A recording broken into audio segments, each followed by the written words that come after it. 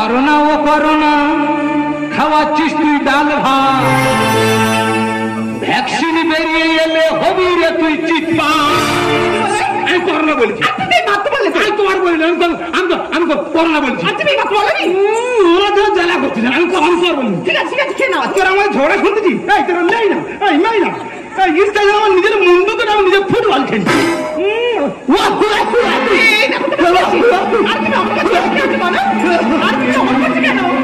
মনে হয় রোগ বেড়েছে, মনে হয় করোনা রোগ বেড়েছে। আমার রিপোর্টটা কোথায়? তোমার রিপোর্ট তো কালকে না নিয়ে আসার কথা ছিল, আমার একদম খেয়াল নেই। কি সর্বনাশ, কালকে রিপোর্ট চলে গেছে, সেই রিপোর্ট তুমি হেলা করে আনোনি? আমার একদম খেয়াল ছিল না। তুমি আমার 10টা মিনিট টাইম দাও, আমি শাড়িটা চেঞ্জ করবো আর তোমার রিপোর্টটা নিয়ে আসতে যাবো। আমি কথা দিয়ে গেলাম। আর আমার রিপোর্টের দরকার নেই, আমার মনে হয় উপর থেকে ডাক এসে গেছে। আমি তোমার খুব ভালোবাসি, তোমার একটু ছুঁইব, ছুঁয়ে মরে যাবো। এই তোমার আমার সেই দেখা, তোমার আমি ছুঁইব, তুমি আমার জীবনের জীবন।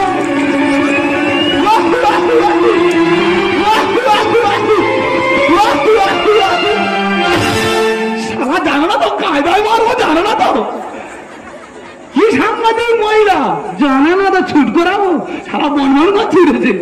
তবে এই যে ক্রিটিক্যাল যুক্তিটা আমার গিনির মতো কিন্তু আসতে পারে না, নিশ্চয়ই এর পিছনে কেউ একজন আছে। তবে আমার এই গিনি এবং ধরম ভাই আছে, যুক্তিটা কি তা?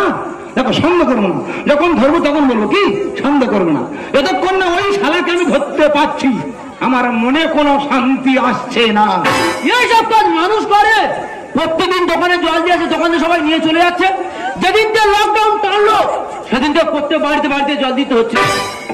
দাদা আমি 100 বাড়ি জল দিই, 100 বার যদি স্যানিটাইজার ব্যবহার করি কত কিনবো? এখন থেকে কেরোসিন ব্যবহার করি। পেটিতে বেরিয়েছি কেন? এ করোনা ছড়াবে, আগে পেটির মধ্যে ঢোক।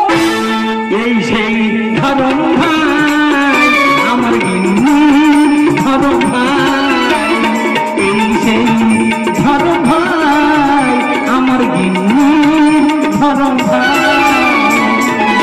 আগে পেটির মধ্যে ঢোক। না না, ঢুকে যাবো, ঢুকে যাবো। একটা বিড়ি খাওয়া বলে বেরিয়েছি। এতক্ষণ বিড়ি খাওয়া হয়নি? হ্যাঁ, বিড়ি খাওয়া হয়ে গেছে, পেটের মধ্যে ঢোক। এই ভাই, তোর একটা কথা জিজ্ঞাসা করবো? তাড়াতাড়ি তাড়াতাড়ি বল। এই যে টিপিক্যাল যুক্তিটা তুই কি দিচ্ছিস?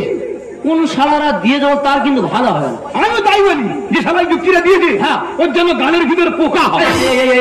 এইগুলো ঠিক না দাদা, এমন অভিশাপ দিয়ে সে যেন দুটো ভাত খেতে পারে দাদা। আচ্ছা, আমি তো ওর বলিনি, ও কথা বলে থেকেই দিচ্ছে কেন বল নাকি? দাঁড়াও দাঁড়াও দাঁড়াও দাঁড়াও, ধরতে হবে। এই হয়তো তারা যুক্তি দিইনি, মায়ের আমি কিছু জানি না দাদা। আর কি বলছো, যে সবাই যুক্তিটা দিয়েছি, হ্যাঁ, যদি আমি কোনোদিন দেখা পাই কেটে আমি ওদের 3টে টুকরো করবো। দাদা এই সর্বনাশ করিন দাদা, হালকা করে 5 দিক দিয়ে কেটে নি, সে যেন বাড়ি ধরে হাঁটতে পারে দাদা। ইয়ে কথা কথা গায়ে পেতে দিচ্ছে কেন বল দেখে? এই খেলা কি জড়িত আছে? দাঁড়াও, ধরতে হবে। এই ভাই, হ্যাঁ দাদা, তুই তারা যুক্তি দিইনি? মায়ের আমি কিছু জানি না দাদা। কি বলিস? আমার মামা কলকাতা থাকে। আচ্ছা, বিরাট বড় ওষুধ দোকান আছে। বড় ওষুধ দোকান? হ্যাঁ। তা মামা ফোন করে বললো, হ্যাঁ, তাহলে ভাগনা তোর যে যুক্তিটা দিয়েছি, আচ্ছা আচ্ছা, সে খুব উপকার করেছে। হ্যাঁ, না তুই একদম মরে যেতিস।